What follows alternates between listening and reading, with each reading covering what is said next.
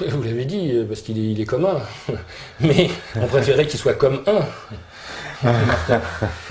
Mais s'il est comme un, c'est qu'il n'est pas un. C'est comme les gens disent, moi je m'habille comme ça parce que ça fait jeune. Celui qui dit ça, c'est qu'il n'est pas jeune. Donc là, l'idée, c'est que, bon déjà, le commun des mortels, il est aussi pris dans le monde. C'est-à-dire que nous, on a peut-être le loisir de philosopher, de faire de l'alchimie, parce qu'on ne se pose pas la question de savoir comment on va travailler, parce qu'on ne se pose pas la question de savoir où on va dormir ce soir, parce que c'est sûr que c'est différent. Il faut aussi être libre d'esprit pour pouvoir faire ça. Et puis, trouver l'alchimie, comme c'est une philosophie et que ce n'est pas de la technique, il faut qu'on sente l'ambiance. Il faut que ce n'est pas des secrets qui sont dits, tu dois faire ça, mais c'est un état dans lequel on doit être. Et comment expliquer à quelqu'un comment se mettre dans un état? C'est pas possible.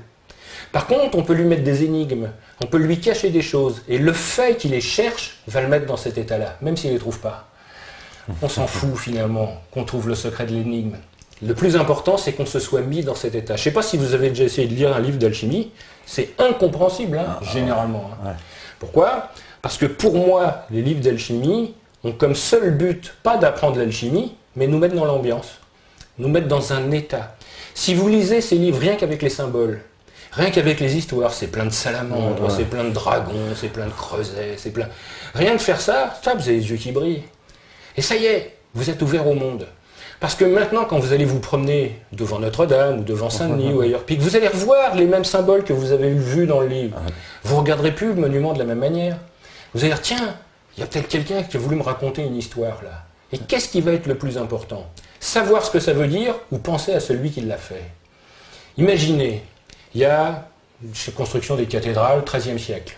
Ça veut dire 700 ans d'ici. Il y a 700 ans. Il y a un type qui s'est cassé la tête pour mettre une sculpture. Pour qu'un jour, 7 siècles plus tard, il y en a un autre qui passe puis qui fasse « Waouh !» Vous vous rendez compte? Ça veut dire qu'il a fait quelque chose, en sachant que personne ne lui dirait jamais merci. Puis il sera mort depuis bien longtemps. Il l'a fait pour nous. Il l'a fait pour celui qui allait passer. Vous ne croyez pas que c'est un don de soi, que c'est un altruisme absolu? Ben, c'est ça qu'on doit comprendre. Le type, il a fait beau. Il a fait quelque chose qui a attiré notre regard. Il a fait quelque chose qui nous éveille. Et il attend aucun merci, parce que je vous rappelle que c'est tardivement que les gens signent leurs œuvres. Vous pouvez aller sur toutes les cathédrales, il n'y a pas une statue qui est signée. Hein. Non, ouais, mais ça veut dire quoi? Ça veut dire qu'il l'a fait pour l'art. Il ne l'a pas fait pour lui, puisqu'on ne sait même pas qui c'est. Ça veut dire qu'il était détenteur d'une connaissance, et il a dit, à travers moi, malgré moi, et sans juger ceux qui regardent, parce que n'importe qui peut le regarder. Alors, si quelqu'un est capable de voir derrière, c'est-à-dire de me sentir derrière, alors j'aurai un sourire et je serai heureux à l'endroit où je suis. Ne croyez pas que c'est l'amour, que c'est cette beauté inconditionnelle? C'est fort, c'est clair. Vous savez, il y a toujours cette histoire-là des trois individus qui sont en train de tailler une pierre sur un chantier. Puis il y a un bourgeois qui passe, et puis il demande au premier, qu'est-ce que tu es en train de faire toi? Il dit, je taille une pierre. Ah bon? Il dit au second, tu fais quoi toi? Il dit, moi je gagne ma vie. Puis il demande au troisième, il dit, mais tu fais quoi toi? Il dit, moi je bâtis une cathédrale. Vous voyez? Pourtant il faisait la même chose, mais il ne faisait pas avec le même esprit. Et peut-être la quête, c'est justement cette quête de l'esprit. C'est pour ça que c'est de l'alchimie au-dessus, et non pas de la chimie en bas. Oui, parce que donc voilà, c'est parce que j'ai un ami chimiste qui vient souvent animer ici des émissions, Alain Benaja, mon salut, et il ne comprenait pas quand je lui ai dit que je voulais venir ici, que vous étiez alchimiste. Il m'a dit, mais la chimie, et il me disait, mais ça n'existe plus, c'était l'ancêtre de la chimie. Il me dit, maintenant qu'on a la chimie, on n'a plus besoin de l'alchimie. Ici, justement, parce que la chimie est merveilleuse, formidable, on fait des produits merveilleux, on découvre des choses incroyables qu'on utilise tous les jours. Sans les chimistes, le monde ne serait pas ce qu'il est, sans les physiciens non plus. Mais l'alchimie n'a rien à voir, c'est ça, où on ne s'est pas compris dès le début, entre cette histoire de chimie et de l'alchimie. Ça n'a rien à voir, c'est autre chose. Il se trouve que les produits chimiques qu'ont trouvés les alchimistes, c'est une conséquence. Mais ce n'est pas ce qu'ils cherchaient. Ils cherchaient autre chose. Et les chimistes imaginent que les alchimistes cherchaient ça. Mais non, pas du tout, c'est autre chose. L'alchimie, c'est une voie... D'ailleurs, on parle de pierre philosophale. On ne parle pas de pierre technique. Donc ça veut dire que la quête est la quête de la philosophie. Le philosophe, c'est l'homme droit. C'est-à-dire celui qui est juste. Et la quête, c'est cette quête de justesse, pas de justice. Hein. La justice dépend de la loi. Mais la justesse, c'est est-ce que je rassemble? Déjà, si on se posait la question de savoir en quoi ça améliore sa vie, puisque pourquoi faire de l'alchimie après tout, hein, c'est cette notion de, quand on parle de son prochain, mais c'est quoi le prochain? Celui que je vais être? Puisqu'on dit c'est son prochain. Donc ça veut dire qu'on ne juge pas les autres. Parce qu'on comprend la douleur des autres, on comprend la souffrance des autres, on comprend la colère des autres, parce qu'on aurait pu être à leur place. Ça ne veut pas dire qu'on l'excuse, mais ça veut dire qu'on peut le comprendre. Ça veut dire que faire de l'alchimie, c'est aimer le monde. C'est aimer la matière, c'est aimer le minéral, le végétal, l'animal. On ne peut pas faire de l'alchimie si on n'aime pas le monde. On imagine que l'alchimie, il y a un secret. Le plus grand secret de l'alchimie, c'est qu'il n'y en a pas. Et c'est encore pire. C'est énorme. Mais oui, parce que ça, moi je pensais au début que l'alchimie, il y avait de la pierre philosophale cachée quelque part, et puis il suffisait de purifier la matière pour trouver les petits bouts de pierre philosophale, puis de les assembler, puis quand je les aurais assemblés, j'aurais une pierre philosophale. Mais non, c'est pas du tout ça. L'alchimiste, lui, va fabriquer une coupe, c'est-à-dire un réceptacle. Et si ce réceptacle est bien fait, alors la lumière qui est à l'extérieur va venir dedans. Ça veut dire que l'homme ne peut faire que la moitié. Et c'est pour ça que dans les contes de fées, ça représente le beau prince charmant. Vous savez, il y a toujours un prince charmant. Mais ce prince charmant, il est spécial quand même, parce qu'il est très attachant. Ah, très attachant, il doit attacher quelque chose. Mais c'est aussi, il est très aimant, il aime. Mais celui qui est aimant, c'est celui qui attire. Un aimant, ça attire. D'ailleurs, il est très attirant. Donc, en gros, qu'est-ce qu'il fait, lui? Qu'est-ce qu'on fait, nous? On va fabriquer un espèce d'aimant. Parce que ce qu'on cherche, c'est cette lumière, finalement. Mais comme on n'est pas capable de l'attraper, parce qu'elle est diffuse, elle est partout, ben on va fabriquer un piège à lumière. C'est ça, la pierre philosophale. C'est aussi le Graal. Le Graal, jusqu'à Chrétien de Troyes, c'était une pierre. C'est-à-dire qu'on dit que c'est une coupe. Et on dit ça, c'est récent, c'est le XIIIe siècle. Avant, on disait que c'était une pierre. Et c'est normal, parce que la racine du mot, c'est Galles. À chaque fois qu'on va entendre le mot Galles, ça veut dire pierre. Tous les pays gaéliques, par exemple, c'est les pays de la pierre.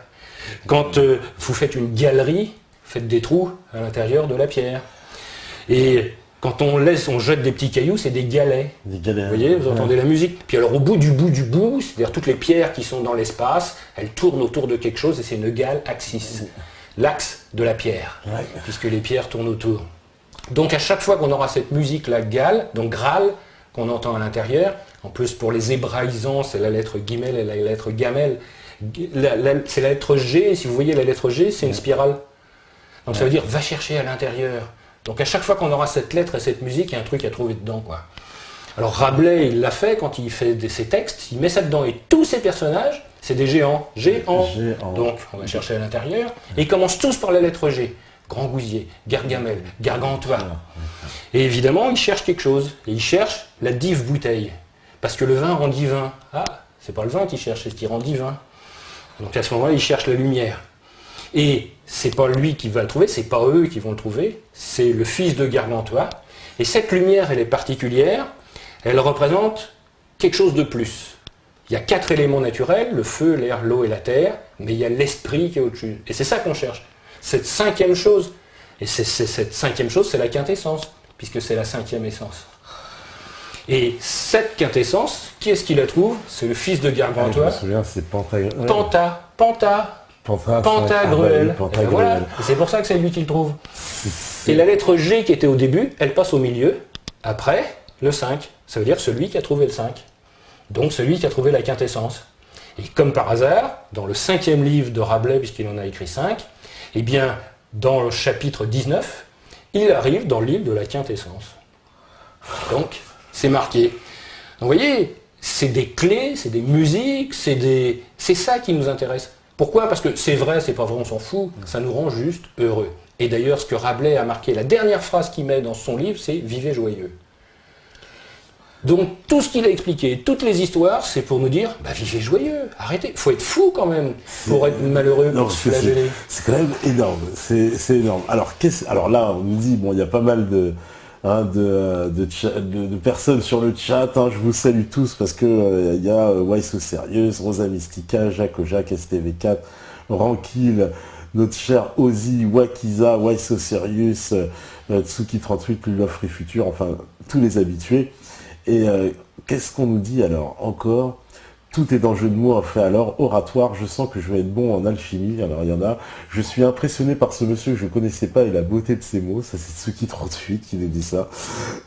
On nous dit, bah voilà, il y a des gens qui ont mis directement votre site, qui ont dit allez, voilà, ils ont donné eux-mêmes le lien du site, de votre site, mais ils sont très bien pour ça, ils sont en autosuffisance. Voilà pour ça. Hein. Voilà, ils nous disent alors. Je connaissais pas du tout cette dimension jeu de mots et calembour en alchimie. Ouais, enfin jeu de mots et calembour, ça va plus loin quand même. Voilà. Ça va plus loin, mon cher. Là, parce que j'ai parlé effectivement que de ça. Mais s'il y a des questions, je dirais, opératives, parce qu'on n'a pas parlé d'opératives, c'est-à-dire comment on fait de l'alchimie. Ouais. Puisque jusqu'à maintenant, ça a l'air d'être seulement une vue de l'esprit, on s'aperçoit que ce n'est pas le cas. Mais évidemment, comme ça n'intéresse pas forcément tout le monde, je garde de prime abord la vision poétique, parce que ça peut toucher tout le monde. Et en finalité, même si on travaille d'un point de vue opératif, cette finalité, ça sera celle-là quand même. Je suis aujourd'hui convaincu que la pierre philosophale, elle est dès le début, mais on ne la voit pas. Et qu'on ne peut la voir que quand on la voit. Vous entendez la musique? C'est-à-dire qu'elle est là, la beauté est là, cette pierre, elle est déjà là. Mais on est voilé, on ne peut pas la voir. Il y a quelque chose qui est absolument hallucinant, c'est que dans les textes, après on y croit, on n'y croit pas, je veux dire les textes bibliques, les textes anciens, on nous a quand même soumis un certain nombre de choses. Quand Adam et Ève sont chassés du paradis, encore une fois, que ça soit symbolique, c'est très vraisemblablement symbolique d'ailleurs, quand ils sont chassés du paradis, on dit ils partent nus, quoi. Et on dit ensuite, ils s'habillent de tunique. Parce qu'ils ne peuvent pas être comme ça dans le monde, vous vous rendez compte. Mais ce n'est pas ce que la traduction originale dit. Elle dit deux choses. La première, elle dit « et ils s'habillèrent de tuniques de peau ». Donc ça veut dire qu'avant, ils n'en avaient pas. Donc le paradis, finalement, c'est quand on n'a pas de corps. Quand on est sans doute qui exprime. D'ailleurs, paradis, ça vient de paradès, ça vient de jardin. On est dans le jardin, tout est merveilleux, tout est extraordinaire. Puis un jour, on se fait foutre à la porte pour de mauvaises raisons. On pourrait y revenir. Mais en tout cas, ce n'est pas des bonnes raisons. Et le vrai texte à l'origine dit « et ils s'habillèrent de tuniques d'aveuglement ». Ça veut dire que finalement, perdre le paradis, c'est d'arrêter de voir. C'est quand vous êtes dans le métro, vous ne regardez plus votre voisin. C'est ça l'enfer. C'est quand vous avez des fleurs à côté de vous, au lieu de vous arrêter pour les regarder, vous les piétinez parce que vous n'avez pas le temps de regarder. L'enfer, c'est pas regarder ses enfants grandir, par exemple. Ça, c'est l'enfer. Parce qu'enfer et enfermé, c'est le même mot. Et la clé, justement, soyons ouverts. Regardons nos voisins. Je regardais en venant dans le métro ici, tout le monde a le nez dans son portable. Mais quand il sonne à votre insu, c'est des insupportables. Mais c'est affreux parce que vous êtes piégés. Vous ne regardez pas l'autre, vous ne regardez pas l'environnement. Vous êtes attirés, vous êtes enfermés. Vous perdez la beauté du monde. Et puis vous regardez surtout ce qu'on vous dit de regarder. C'est pas vous qui décidez de ce qu'il y a dessus. Hein. Donc on se laisse prendre par ça. Et l'idée c'est de s'arracher, d'ailleurs ça demande un vrai effort, de s'arracher, de le mettre de côté et de regarder comme c'est beau autour de vous. Ça ne veut pas dire qu'il ne faut pas utiliser de portable, ça ne veut pas dire que ce n'est pas une avancée technologique merveilleuse, mais ça veut dire que ça peut être un piège aussi. Et que cette véritable notion de se regarder et de regarder les choses, c'est vrai aussi dans le labor, c'est-à-dire dans la matière, c'est-à-dire quand on va vraiment travailler. Pour faire une pierre philosophale, finalement, on appelle ça la matière première. Mais si c'est la matière première, qu'est-ce qu'il y avait avant, puisque c'est la première matière? Donc ça veut dire qu'avant, il y avait la lumière. Donc si j'ai la matière première, il suffit de la gratter, de la râper, et si je la râpe suffisamment, à travers, je vais voir la lumière. C'est ça la pierre philosophale. C'est une matière qui est suffisamment râpée, suffisamment fine, j'oserais dire ténue, vous l'entendez comme vous voulez, une matière ténue, parce que le 1 est nu. Regardez comment ça s'écrit. Le 1, ça fait ça. Et le nu, ça se retourne. Donc finalement, comment on va redevenir nu, nous? Et on peut dire que l'alchimiste, finalement, c'est ce qu'il recherche. Il recherche cet état d'enfant, cet état d'émerveillement. Il y a quelque chose qui nous empêche ça, c'est le soufre. Et cette soufre, c'est l'émotion. C'est l'agitation. Donc il va falloir perdre notre agitation pour retrouver notre immobilité. Ça va être vrai dans la matière aussi. C'est-à-dire qu'on va prendre un métal qui est très agité, puis on va lui retirer son agitation. Donc, il va se calmer.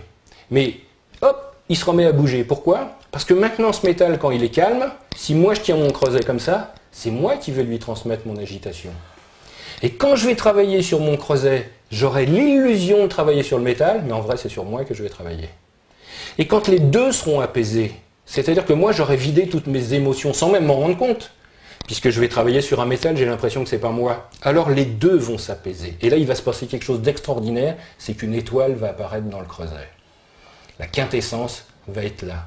Alors vous voyez, c'est à la fois une opération pratique, métallique, il y a un creuset, il y a du feu, il y a ce que vous voulez, et philosophique, parce que ça pompe mes propres émotions, et puis ça va me faire travailler sur un truc absolument formidable, qui est l'ego. C'est drôle ce nom, hein, parce que c'est la seule chose qui nous empêche de l'être. Ça s'appelle ego, et pourtant quand on en a, on n'est pas égal. Parce que c'est notre ego qui dit moi je suis meilleur que vous, parce que j'ai pas la même tête, parce que je suis plus intelligent, parce que... Et le but du jeu, ça va être de faire des trous dans l'ego. Et toutes les voies initiatiques n'ont qu'un seul but, c'est de faire des trous dans l'ego. Alors quand vous travaillez sur votre creuset et que ça marche pas, parce qu'il ne faut pas croire que ça va être facile, hein. Si justement c'est facile, c'est pour ça que ça marche pas, parce que nous sommes complexes. Mais c'est très simple. Donc ça marche pas, qu'est-ce que je vais faire? Je vais dire, ouais, tout ça c'est des conneries, j'ai dépensé mon temps, j'ai dépensé mon argent, ça veut rien dire, je le jette puis je m'en vais. Et puis vous croyez pas qu'un jour ou l'autre, dans une semaine, dans 2 semaines, ça va me revenir en arrière là? Puis je vais dire, aujourd'hui ça va peut-être marcher. Ben, il faut que je tasse un peu mon ego pour faire ça. Ben, si je suis capable de le faire et de recommencer, ben, j'ai réussi à faire des trous dans mon ego. Évidemment, plus je fais des trous dans ma peau, plus la lumière passe. Et c'est ça qui est extraordinaire. Parce que c'est ça, quand on dit aussi persévérer, et c'est drôle, quand on dit aux gens, qu'est-ce que tu perçois, qu'est-ce que tu perçois? Mais celui qui perçoit, c'est celui qui se perçoit. C'est-à-dire qui perd son image, pour justement montrer l'être qui est à l'intérieur. Parce que c'est aussi la quête de l'être. C'est ce que je disais tout à l'heure à quelqu'un, c'est quand on arrive ici, on apparaît. C'est ce qu'on vous dit, tiens, c'est j'apparais. Puis quand on part d'ici, on disparaît. Donc on fait que paraître. Et la clé, c'est on est quand.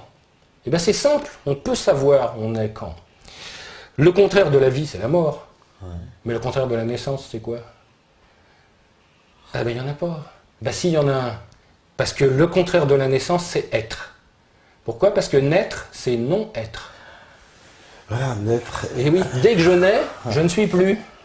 Donc l'idée, c'est je nais une fois, je vis, je meurs, je vis, je meurs, je vis, je meurs. Je retire mes peaux. D'ailleurs, c'est le sens du pèlerinage. Parce que le pèlerin, c'est celui qui se pèle. Donc celui qui retire ses peaux. Et quand il a retiré toutes ses peaux, eh bien, il n'a plus besoin de naître parce qu'il peut être. C'est très belle démonstration. D'ailleurs, il y a beaucoup de gens, j'en étais sûr, qui sont complètement absorbés. On nous dit, qu'est-ce que l'alchimie des mots de la poésie spirituelle? Cette notion est difficile à appréhender pour un esprit cartésien. Ça, c'est Jacques Aujac qui nous dit ça. Il a du mal à se laisser aller...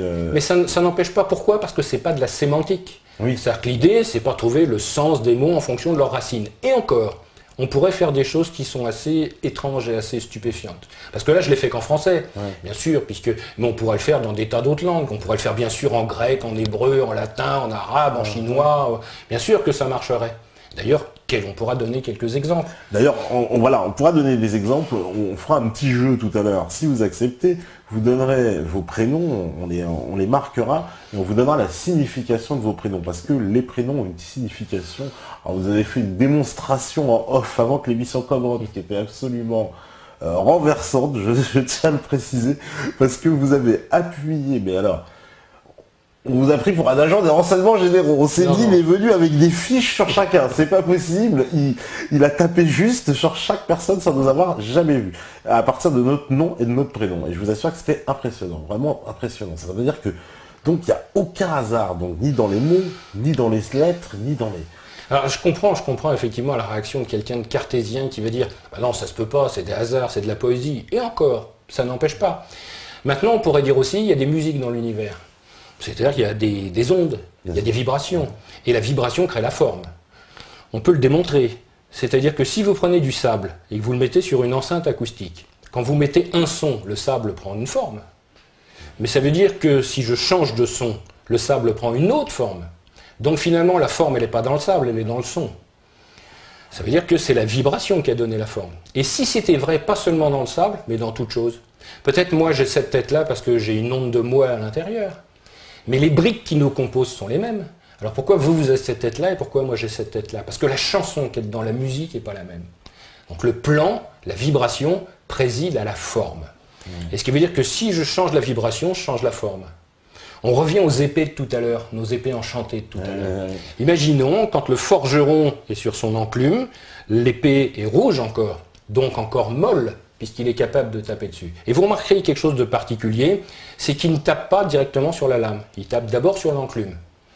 Ding! Puis puis après il tape. Ding, puis après il tape. Et la question c'est, à quoi ça sert? Il y a un son qui va apparaître, et ce son il est pur si l'enclume est juste. Et ce qui va se passer, c'est que le métal est mou. Donc comme le métal est mou et qu'il y a un son, le son va courir dans la lame. Et le son va rectifier la lame, c'est-à-dire il va la rendre droite. Et finalement, le travail du forgeron, ça ne va pas seulement de taper dessus, c'est que le son aille à l'intérieur. Vous ne croyez pas que c'est une épée enchantée? Puisque le son est à l'intérieur. Et c'est tellement vrai, ça marche dans l'autre sens. Aujourd'hui, vous allez voir comment on vérifie les roues des trains. Vous savez, il y a la continuité de l'axe qui est au milieu. Ouais. On sonne, c'est-à-dire qu'on tape. Si ça fait ding, ça veut dire que c'est continu. Si l'axe est cassé et que je tape, ça fait ploc. Parce que le son ne va pas jusqu'au bout. Donc ça veut dire que le son agit bien sur la forme. Il y a, souvenez-vous de Caruso, enfin c'était un chanteur, vous savez quand il chantait les verres explosaient. On peut imaginer un son aussi, je mets un ultrason sur un verre et il explose. Pourquoi? Parce que le verre va s'agiter, il ne va plus être capable de maintenir sa structure. Mais en réalité il n'y a pas que ça, c'est que le verre essaye de suivre la chanson. Mais comme lui il est rigide et pas mou, il ne peut pas. Donc il va se casser. Et si je continuais à mettre du son dessus, eh bien il deviendrait de la poudre. Et si je continuais, cette poudre suivrait la chanson. Donc ça veut dire que le verre suit la chanson. Pourquoi je vous fais cette démonstration-là? Parce que c'est peut-être la même chose pour les mots, pour les noms. Il y a des courants qui courent dans l'univers, des musiques qu'on n'entend pas forcément, mais qui influent peut-être quand même notre comportement. Un exemple, les phénomènes de mode. On dit tiens il se passe ça parce que c'est la mode. Mais pourquoi? Pourquoi? Ça veut dire quoi? C'est la mode. C'est-à-dire que quelqu'un a lancé quelque chose et que tout le monde l'a suivi. Il a lancé une note et tout le monde a chanté avec. Ah, c'est intéressant. Les prénoms, c'est pareil, puisqu'on en parlait. Vous avez remarqué que les prénoms reviennent d'une manière cyclique. Aujourd'hui, on a des prénoms qu'on ne donnait plus il y a 20 ans, parce qu'on disait que c'est des prénoms vieux, alors que ça revient et c'est complètement mode. Un autre exemple, vous avez envie de donner un prénom à votre enfant, et vous imaginez un prénom où il y a un prénom qui passe, et ce prénom, vous dites, tiens, je vais prendre celui-là parce que je ne l'ai jamais entendu. Et vous le donnez. Et 10 ans après, vous l'appelez dans la cour de récréation, puis il y en a 20 qui se retournent. Parce que tout le monde a eu la même idée. Mais elle vient d'où cette idée-là? Peut-être que quelqu'un a entendu cette musique sans s'en rendre compte et que tout le monde a été amené et on l'a traduit en prénom. Donc, il y a les deux hypothèses. La première hypothèse qui dit qu'il y a bien des structures d'information, et c'est pas parce qu'on les entend pas qu'elles n'existent pas. Ça, c'est la première chose. La deuxième chose qui est complètement romantique, qui dit c'est l'inspiration. Ça veut dire, tirez ou rien entre parenthèses, ça veut dire que les dieux soufflent et l'homme est inspiré. C'est-à-dire que par le souffle, il y a de l'information qui passe, et passant par ce souffle-là, on le traduit d'une manière ou d'une autre. Et puis la version encore plus mystique, Dieu est derrière tout ça, et c'est lui qui s'est arrangé pour que ça colle. Mais j'ai pas de réponse à ça. Et à la limite, c'est aussi de la poésie, et c'est juste le fait de se faire plaisir. Mais c'est beaucoup plus important que ça, parce que toutes les marques qui fonctionnent comme ça. C'est-à-dire qu'on pourrait décrypter, sortir de la crypte une vraie marque, une marque d'affaires, et on s'apercevrait que ça fonctionne. Et puis il y en a qui l'ont fait exprès. On parlait de l'alchimie. L'alchimie, c'est trouver la lumière. Hein, on a dit tout à l'heure, j'ai parlé de l'eau qui la contient, l'or, l'eau qui est dans l'air. Et puis, la lumière, c'est le roi, on l'a vu. Mais le roi en vieux français, c'est réal. Hein, c'est, on dit, réaliser quelque chose, ça c'est plus la déesse de la terre, mais c'est quand on dit Montréal, par exemple, au Canada, au Québec, c'est le Mont-Royal. D'ailleurs, il y a un endroit qui s'appelle Mont-Royal là-bas. Donc, il y a une marque d'affaires qui fait des produits cosmétiques et qui s'appelle L'Oréal. Vous croyez que c'est un hasard? Et c'est quoi leur truc? Ils font des produits qui rendent beaux, qui rendent lumineux. C'est exactement fait pour. C'est-à-dire, alors est-ce qu'ils l'ont fait exprès ou pas? Mais ils ont insisté quand même, parce que l'eau, ils l'ont mis en gros.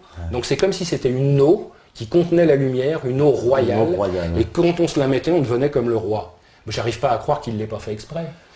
Voilà. C'est énorme, c'est énorme, oui. Oui, non, mais en plus, ces gens-là, ils ont pu avoir accès à ça. Il y a bien accès, nous. Pourquoi il n'y aurait pas accès? Mais tout, je veux dire, j'ai travaillé un peu sur les marques, justement, pour voir comment ça fonctionnait. Vous prenez Nike, par exemple, les chaussures. Hein, Nike. C'est la victoire en Grèce. C'est la déesse de la victoire en courant, en Grèce. Donc ils ont pris un dieu de la victoire en courant pour faire des chaussures. Et ils l'ont appelé Nike, en réalité son vrai nom de la déesse c'est Nike. Mais on ne peut pas l'appeler comme ça. Donc ils ont gardé l'accent, et c'est le symbole de la marque. Donc ça veut dire qu'ils ont cumulé les deux. Là, vous avez au Japon un temple, il y a 1000 déesses. Et il y en a 999 qui sont imparfaites. Et il y en a une qui est parfaite, et elle s'appelle Kannon. bah, faire un appareil photo qui s'appelle Canon, la déesse parfaite. Forcément, ça marche. Adidas, les chaussures, même si c'est le nom de quelqu'un, mais si on prend la musique, Adi, c'est serviteur, Das, la source, le serviteur de la source. Et pour servir la source, c'est-à-dire là où est la lumière, il faut faire 3 passages. On l'a vu, il y a 3 bandes dessus. Tiens, est-ce que c'est un hasard? J'en sais rien, mais en tout cas, ça colle drôlement bien. Alors ça marche aussi avec les couleurs et les formes géométriques, parce que chaque couleur et chaque forme géométrique veut dire quelque chose. Donc si j'associe les couleurs et les formes géométriques et la langue des oiseaux, on fait un logo tout de suite. Mais le logo, c'est le logos. Et le logos, c'est la parole de Dieu. Donc ça veut dire la parole magique. Et un bon logo, c'est, vous le regardez en 5 secondes, ça y est, vous savez ce que ça vend, vous avez envie de l'acheter. C'est un vrai acte magique, c'est pas seulement un dessin. Donc à partir de ce moment-là, on est capable de fabriquer des logos qui marchent et comprendre pourquoi ceux qui ne marchent pas. Par exemple, l'étoile à 5 branches qu'on voit, le pentagramme, c'est la force. Regardez combien il y en a sur les drapeaux des étoiles à 5 branches. Ouais. Et quand c'est rouge, c'est encore plus fort. Donc des étoiles à 5 branches rouges, ça va être la force, ça va être la guerre, ça va être bon. Les Américains, ils décident de faire le ministère de la guerre. C'est un pentagone. Faut faire exprès quand même. Ouais. Prendre 5 branches. Que font les Russes en face? L'étoile rouge. Tiens, c'est bizarre, non? Ils auraient pu choisir 12 millions d'autres trucs. Les Américains, ils ont plein d'étoiles rouges sur leur drapeau. Plein d'étoiles, pardon, pas rouges sur leur drapeau. Donc c'est la force. Que fait l'Europe? Des étoiles. On aurait pu mettre des points, des trucs. Non, on met la même chose. Quand Vauban, il fait des forteresses, c'est étoiles à 5 branches. Donc, j'arrive pas à croire que tout ça, ça soit fait par hasard. C'est assez incroyable. Ouais. C'est tout ce... Moi aussi, je pense que les gens ne peuvent pas avoir établi ça comme ça à la volée sur un coin de table en disant oh, bah non, alors que tout colle trop bien. Oui, et puis ça colle dans plein d'autres cultures aussi. C'est pas seulement cette culture-là, culture occidentale ou autre. Après, il y a d'autres références symboliques. Mais je veux dire, ça marche partout et tout le temps. Au bout d'un moment, on se dit... Vraiment assez incroyable. On va faire une petite pause, hein, puisque je vois qu'il est 10h, c'est l'heure de la pause. Vous revenez après avec vos questions, parce que je sais que voilà, ça commence, vous avez, il y en a certains, on va revenir, on posera les questions au retour, vous pouvez les préparer. On se fait une petite pause et on revient juste après pour ce voyage alchimique avec Patrick Buren-Stenas sur la libre antenne. À vous la régie. De retour donc après cette petite pause musicale, toujours sur la libre antenne avec Patrick Buren-Stenas, toujours donc pour ce voyage alchimique. Donc c'est là, vous nous avez fait voyager déjà dans cette première partie avec ce langage des oiseaux. Et beaucoup de gens nous disent mais est-ce que vous pouvez nous interpréter Méta TV? Comment ça inspire Méta TV? Ah ben on pourrait. Déjà il faut savoir que chaque lettre a un sens. Donc si je regarde la première, c'est le M. Et vous voyez la forme de M, c'est la mer, la création. Donc on voit déjà qu'on veut déjà créer quelque chose. Derrière, on a le monde. La lettre E. On voit c'est matériel, spirituel, divin que relie l'unité. Ou alors tout ce qui est autour de nous, c'est minéral, végétal, animal. Donc à chaque fois qu'on aura cette lettre, c'est le monde. Ensuite, on a le T qui est la terre. Donc quelque chose de solide. Et après, on a le A qui est la règle. Donc si je lis ça, ça veut dire que je vais créer dans le monde quelque chose de solide en changeant les règles. Donc, c'est incroyable. Donc voilà, c'est une manière de voir le monde autrement. Mais ce qui est intéressant, c'est le T qui est au milieu, c'est qu'on veut qu'il y ait quelque chose qui soit réalisé, quoi. C'est pas seulement dans l'esprit, c'est pas seulement philosophique. Là, on veut vraiment que ça soit quelque chose de concret. Et quand on dit concret, c'est quelque chose qu'on crée. Donc c'est vraiment cette notion, on dit, bah, si vous regardez cette télé, vous verrez le monde autrement, et puis vous pourrez changer les choses. Bah, là franchement, c'est incroyable, on va découper juste le passage, je crois. Non mais c'est extraordinaire cette signification des choses, ce langage des oiseaux, la pertinence à chaque fois du sens. Moi c'est quelque chose qui m'émeut presque. Oui, ça m'étonne toujours autant que vous. Hein. À chaque fois que je vois ça, c'est toujours à chaque fois une surprise en se disant, bah oui, mais ça colle, quoi. Parce que nous, quand on a choisi le nom, voilà, l'historique du nom, au départ, c'était un nom provisoire. Et puis au fur et à mesure, on se disait, mais non, mais on l'aime bien, ce nom provisoire. Et un jour, par hasard, il y a quelqu'un qui nous a lu la définition du mot grec méta, oui. Et on s'est dit, mais bah non, il faut qu'on garde, ça correspond. Mais là, vous venez de donner une définition alchimique qui correspond à 500% à ce qu'on a voulu faire. Mais vraiment, c'est quand même assez incroyable. Et on était attirés par ce nom-là. Tout le monde était unanime, c'est-à-dire qu'il y a eu il y a eu un revote et tout le monde a revoté, même ceux qui n'étaient pas d'accord au départ, ont voulu garder le nom. C'est quand même extraordinaire. Bah, vous avez bien fait, puisque... C'est comme ça que ça correspond aux choses. Alors moi je suis assez fasciné alors par quelque chose, parce que quand j'entends par exemple la matière, alors maintenant j'entends aussi dans mon esprit la matière de l'âme. Il y a une âme dans la matière, alors c'est ce qu'on dit, alors après, bon, ça nous met... Mais une âme, ouais, enfin... Oui, pour l'alchimie, tout est vivant. Voilà. Ça veut dire que l'âme, c'est quelque chose de particulier pour les alchimistes. C'est un réservoir de soufre. C'est-à-dire que le but du jeu, c'est de vider son âme, finalement. De vider son agitation. Si je reprends, je vous ai parlé de 3 principes alchimiques, le sel, le soufre et le mercure.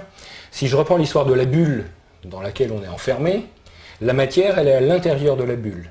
La lumière, elle est à l'extérieur de la bulle, et ça ne rentre pas l'un dans l'autre parce qu'il y a une peau autour. Ben, la peau, justement, c'est l'âme. L'être, c'est ce qui est à l'extérieur, c'est la lumière. Le corps, c'est ce qui est à l'intérieur. Et ce qui empêche qu'il y ait un qui passe à travers l'autre et qu'il fasse disparaître, finalement, c'est l'âme. Pour vous donner un autre exemple, et vous allez voir que c'est intéressant, parce que ça va montrer qu'il n'y a qu'un seul être, même si nous on est multiples, qu'il y a plein de corps et plein d'âmes. Imaginez un photophore, c'est-à-dire il y a une bougie avec des plaques de verre autour. Imaginez que les plaques de verre soient sales. Ça c'est nous, ça. La plaque de verre c'est le corps, ce qui salit le corps c'est l'âme, et la lumière c'est l'être. Et vous remarquez qu'il y a plein de plaques de verre, mais qu'il n'y a qu'une seule lumière. Et moi, si je vois la lumière qui passe à travers vous, je dis « Quelle lumière vous avez ?» En réalité, non, c'est pas la vôtre, c'est celle qui passe à travers. On peut dire qu'on est un obstacle à la lumière. Et plus l'âme est sale, plus on est un obstacle. Et bien le but du jeu, c'est de nettoyer la vitre. Si je nettoie la plaque de verre, la lumière va passer de plus en plus.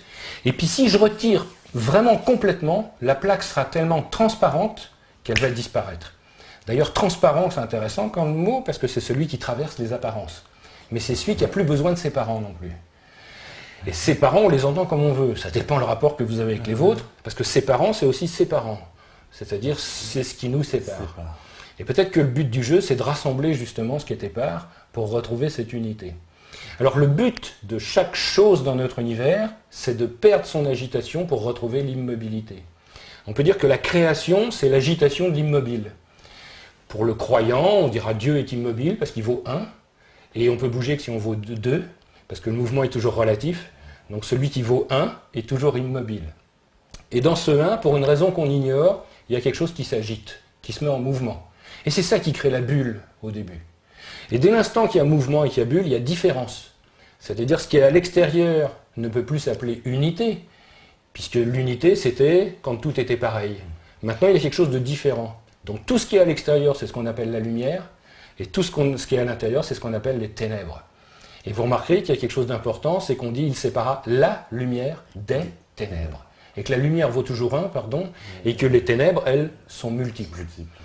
Et on s'aperçoit que tout naît de l'agitation, du mouvement. Donc ça veut dire que si on arrête l'agitation, on retrouve l'unité. Donc si on vide son âme, on retrouve l'unité. Et chaque chose a une âme, chaque chose a une agitation. Et si je retire son agitation, eh ben, je vais retrouver la matière première, c'est-à-dire la première brique de la matière, et je pourrais passer à travers. Et c'est ça un peu notre quête, c'est d'apaiser l'univers.